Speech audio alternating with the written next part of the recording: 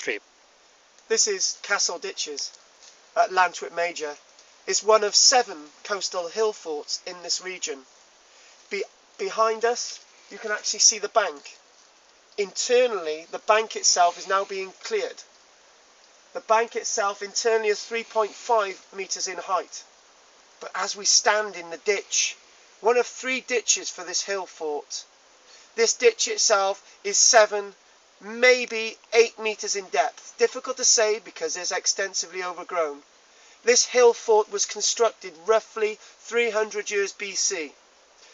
This site itself was one of those sites that we now understand was used as a grain store for keeping animals. Some people did live here.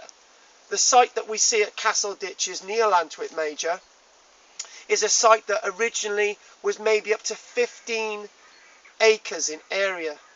Today we have a lot less than that. We have well under half of that area on display at the site. A multivalent hill fort. This multivalent hill fort has not been excavated.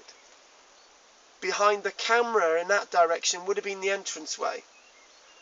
On the side that faces the valley of Culhwch would have been defended by 3 sloping terraces of alternate banks and ditches.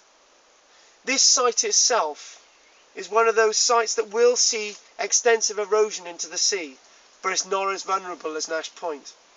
The final thing that we would be able to say about this hill fort, even though it's not been excavated, some coins were actually found here over 100 years ago and reported so. These were coins of Emperor Carausius. But with everything, we like to throw in a bit of legend. It's said by a historian in the 1950s, a certain Stan Aubrey. Stan Aubrey wrote about this site being the last departure point for Roman troops from Wales in the year 436.